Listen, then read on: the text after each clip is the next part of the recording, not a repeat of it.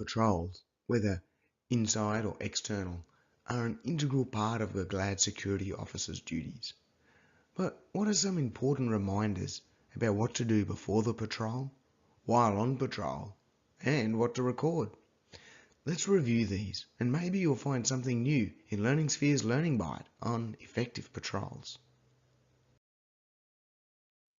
You are, of course, expected to keep good records of patrols. Both your notebook and the patrol log are important tools during and after patrol duties. But what's the purpose of the patrol log? It is a permanent record of a security officer's duties. Fill it in progressively during your shift from notes you make in your notebook during patrol. At the end of your shift, the patrol log is submitted. All records in the patrol log and your notebook protect you against any unfounded accusations.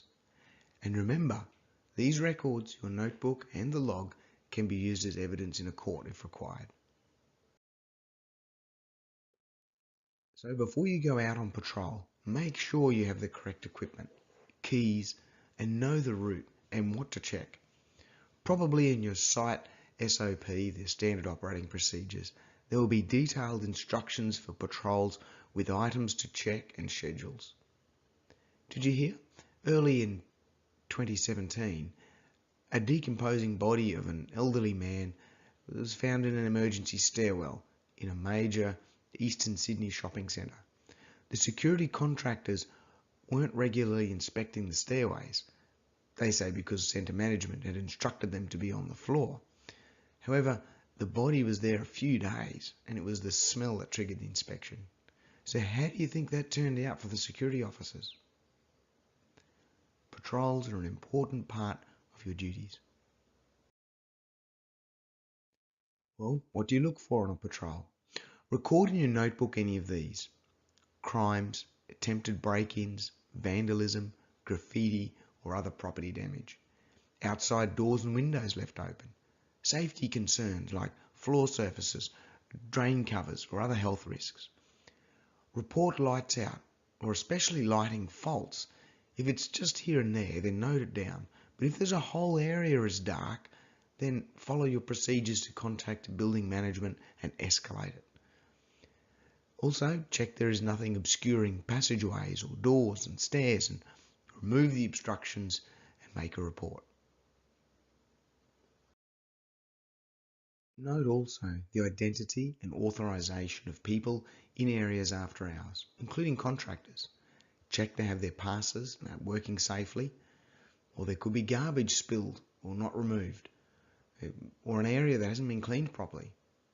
Your site might require other checks, for example, lift operation or plant rooms where patrols check alarm panels and look for visible signs or hazards or malfunction, for example, overheating, a fault or warning lights, leaks and spills.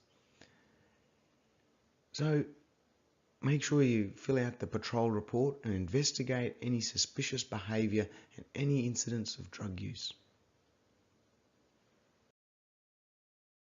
Inform the control room immediately of all serious or harmful situations. Be very careful on external areas. Ensure that your radio is switched on, the battery is charged, and it's on the security channel.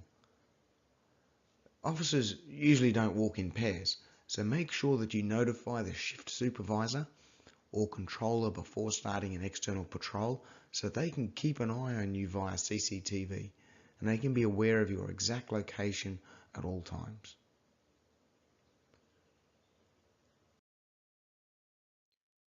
Car parks have some additional considerations. Patrol each level of the car park and pay particular attention to areas where items can be placed. For example, hidden corners, fire exits, etc. Making sure they are clean and clear. Report anything unusual. So be aware that drug dealers have used car park areas in the past, so maintaining irregular patrols around car park levels should help prevent this. If any drug dealing is observed, then immediately notify your shift supervisor and request backup. Get to know the general behaviour. People who use a car park will generally go straight to their car and then drive out. If you notice someone not following this pattern, then approach and ask if they need assistance. There could be a perfectly reasonable explanation why they've not followed the normal pattern. For example, they've lost where their vehicle is. However, depending on the site, you could check their ID and make a note of their details.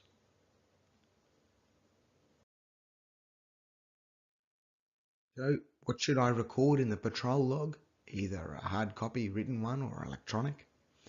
Things like the start and finish times, the routes, any contact with people during a shift that wasn't just an inquiry or a social contact, any incidents you were involved with, and major incidents that of course will be recorded on separate reports. And if there is an incident and 2 or more of the officers attend, then the first one to arrive should be the one to record the full details, and the other officers refer to the principal report in their notes. And finally, if any patrols are either incomplete or not carried out because of other duties, then this should be recorded in the communications diary. What do you need to do? Keep accurate records in your diary and the patrol log. Be alert along the route and look for issues or suspicious activity, and be careful, especially around external areas. Thanks for joining me. Don't forget the short test below. And what did you think of our Learning Bite on effective patrols? Send us an email to remember@learningsphere.com.au with your thoughts.